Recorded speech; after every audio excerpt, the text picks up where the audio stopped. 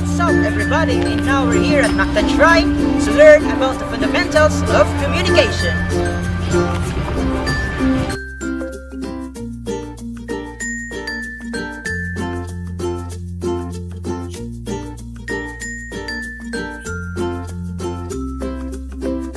By the end of this lesson, you will be able to First, explain the process and nature of communication. Second, differentiate various models of communication. Third, discuss function of communication. distinguish feature of one communication process from the other. Fifth, practice verbal and non-verbal communication during social interactions. Sixth, explain why there is a breakdown of communication. 7. Apply strategies in overcoming communication breakdowns. 8. Practice effective communication skills. 9. Evaluate the effectiveness of an oral communication. 10. Practice learning and thinking skills, life skills, and ICT literacy. 11. Reflect on your learnings on the fundamentals of communication. So what is communication? Communication is a process of sharing and conveying message from one person to another, within and across channels, context, media, and culture. There is a wide variety of contexts and situations in which communication can be manifested. It can be face-to-face interaction, a phone conversation, a group discussion, a meeting or an interview. It can be a class recitation, and many others. So what are the natures of communication? First, communication is a process.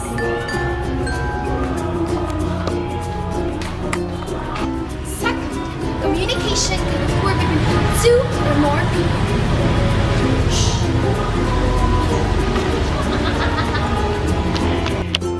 Communication can be expressed through words, or what we call the verbal communication, or actions, or what we call the non-verbal communication, or both at the same time. There are 9 elements of communication. First, speaker, the source of information. Second is the message. It is the information, ideas, and thought conveyed by the speaker in words or in action. Third, encoding, the process of converting the message into words. Fourth, the channel. It is the medium or means in which the encoded message is conveyed. Fifth, decoding, the process of interpreting the encoded message. Sixth is the receiver. It is the recipient of the message or someone who decodes the message. 7. Feedback, the reaction, response, or information provided by receiver. 8 is the context. It is the environment where the communication takes place. 9. The barrier, the factors that affects the flow of communication. Now let's go on to the process of communication. First, the speaker generates an idea. Next, the speaker will encode or convert the message into words or actions. Third, the speaker transmits the message. And when the message has been transmitted, of course, the receiver will receive the message. After the receiver decodes the given message based on its context, finally, the receiver will be able to send out a feedback or provide a reply to the sender. By applying the elements and the process, we can create a model of communication. Actually, there are 2 models of communication, the Shannon-Weaver model and the transaction model. The first model of communication is the Shannon-Weaver model. Shannon-Weaver model, known as the mother of all communication models. Shannon-Weaver model depicts as a linear or one-way process. Just see the diagram. This one-way process consisting of 5 elements, a source, a transmitter, a channel, a receiver, and a destination. This model, however, has been criticized for missing one essential element in the communication process, the feedback. Without the feedback, the speaker will not know whether the receiver understands the message or not. Second type of model of communication is transaction model. Transaction model is a two-way process of communication. It is an interaction with people. Let's see the diagram. First, the speaker generates an idea. Second, the speaker encodes an idea into words or an action. Third, the speaker sends out the message. The fourth is the receiver decodes or interprets the message conveyed. And lastly, the receiver sends his or her response based on the context from the source. Functions of communications. So, there are 5 types of functions of communications, starting with the control. So, control means a communication functions that control someone's behavior. Hey, April! Guys, can you move a little bit? Sorry. Second function is the social interaction. So this functions allows you to interact with other people. So it means that it is the interaction between you and the people surrounding you. Hey, what's up? How are you? Third function is the motivation. Motivation by definition, it is to give someone something to do. So therefore, motivation function is the way you motivate and encourage people to live better.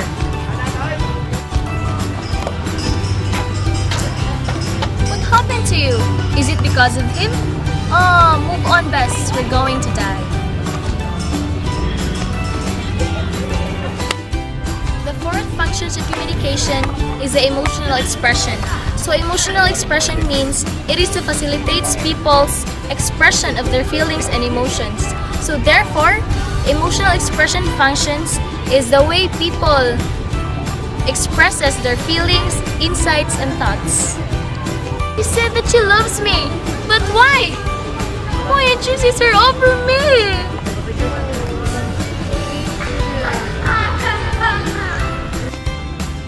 The last function of communication is the information dissemination.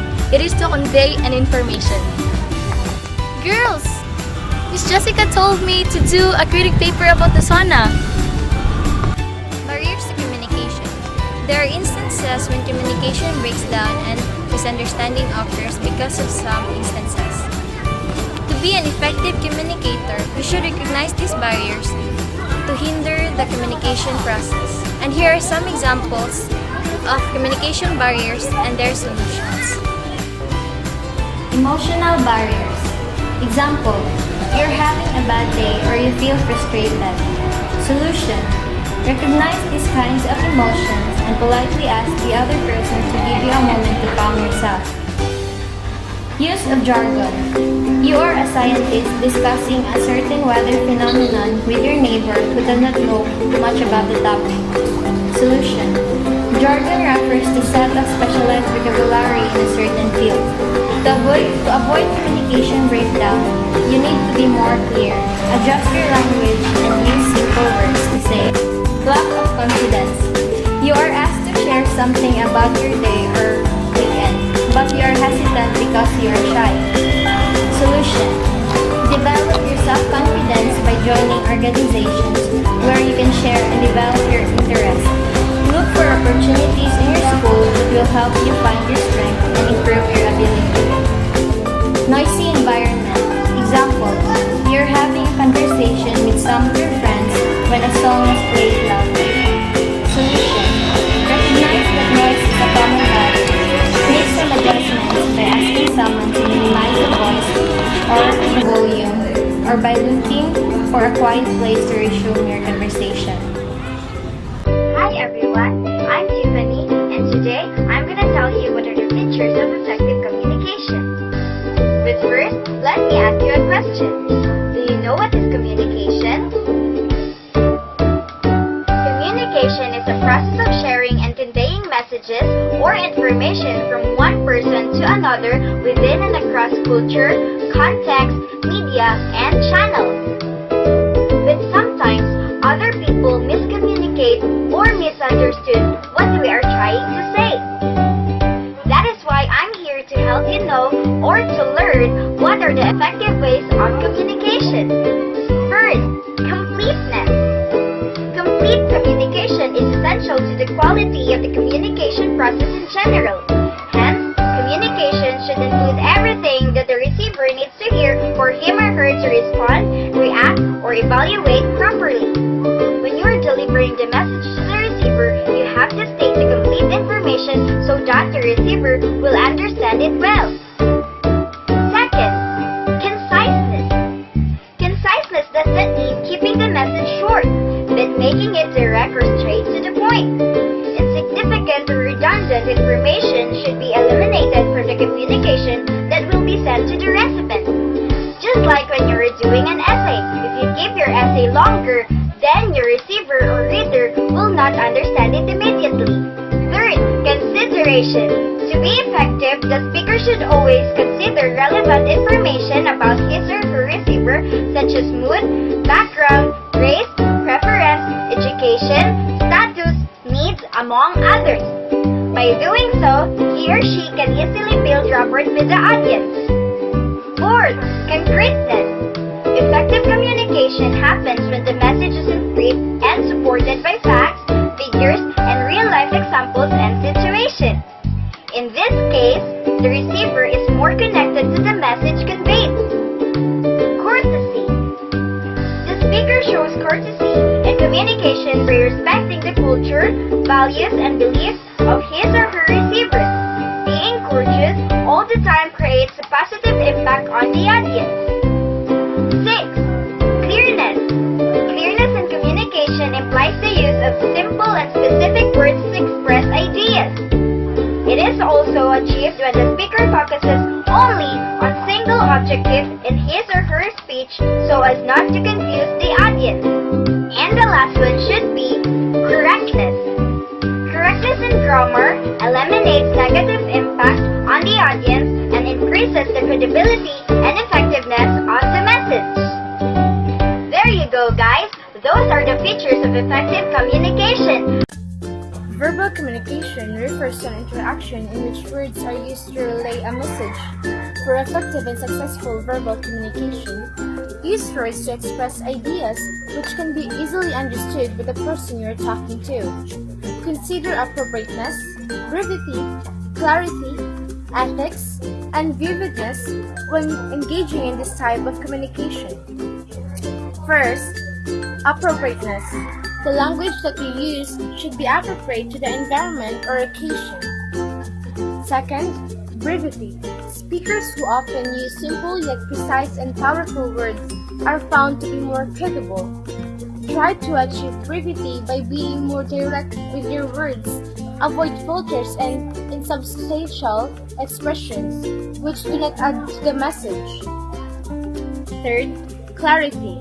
The meaning of words, feelings, or ideas may be interpreted by listener. Hence, it is essential for you to clearly state your message and express your ideas and feelings. Fourth, ethics. Words should be carefully chosen in consideration of the gender, rules, ethnicity, preferences, and status of the person or people you are talking to. And the last one is vividness. Words that vividly or creatively describe things or feelings usually add color and spice to the communication. Hence, you are encouraged to find ways to charm your audience through the use of vivid words. Nonverbal communication refers to the interaction of which behavior is used to convey a message.